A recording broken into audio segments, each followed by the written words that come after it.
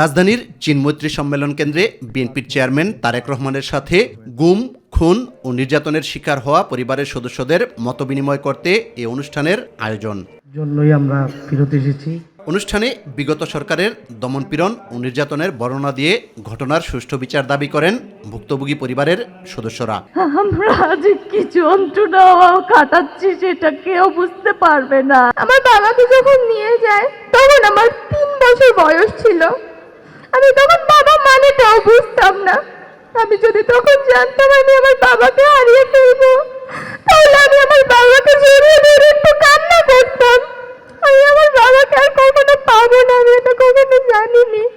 এমন কোনো জায়গা নাই যেই জায়গাটায় যাই নাই বাবার সন্ধানে। নিকেতনে অফিসে আমাদের মিটিং হচ্ছিল, এর 2 দিন পরেই আমাদের সহযোদ্ধা নুরুল লাশ পাওয়া যায় কর্ণফুলীর নদীতে, চোখ বাঁধা, হাত বাঁধা অবস্থায়।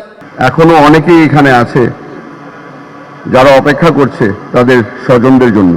একতরফাভাবে ক্ষমতা ধরে রাখতে সরকার প্রতিবাদী মানুষের উপর নির্যাতন করেছে বলে দাবি করেন বিএনপির সিনিয়র যুগ্ম মহাসচিব রুহুল কবির রিজভী আহমেদ। আমরা দেশে দেশে একসময় পড়েছি যে কিভাবে স্বৈরাচার ফ্যাসিস্টরা মানুষের উপর অত্যাচার করেছে, চুনের ড্রামের মধ্যে রাজনৈতিক প্রতিপক্ষকে ডুবিয়ে দিয়েছে, পেছন দিক থেকে ট্রাক চালিয়ে দেওয়া হয়েছে রাজনৈতিক প্রতিপক্ষকে। আমরা নিজের চোখে এবার দেখলাম শেখ হাসিনার সেই ভয়াল পরিস্থিতি। একদিকে তারেক রহমান সাহেবের তার কণ্ঠের আওয়াজ নিষিদ্ধ, একদিকে তার মা বন্দী।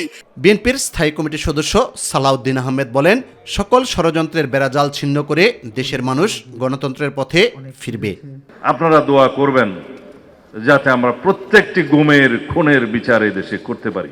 একটি রাজনৈতিক দল যেভাবে নির্বাচনকে প্রশ্নবিদ্ধ করতে চায় এবং পারতপক্ষে নির্বাচন থেকে সরে দাঁড়াতে চায় বিভিন্ন কৌশলে, সেটার সুযোগ করছে আমরা কোনো সুযোগ দেব না। যারা গণতন্ত্রের এই উত্তরণের পথকে কণ্ঠকাকীর্ণ করতে চায় তাদেরকে মনে রাখতে হবে আমরা গণতন্ত্রে ফিরবই ইনশাআল্লাহ। কোনো রকমের সুযোগ আপনাদেরকে দেব না। তবে এটা আমাদের ভদ্রতা নয়, নম্রতা নয়, এটা আমরা হুঁশিয়ার করে দিতে চাই, কোনো রকমের ষড়যন্ত্র আপনারা করবেন না। ইউসুফ আলী, মাই টিভি, ঢাকা। আর না বাড়িয়ে এই আলোচনার ভাব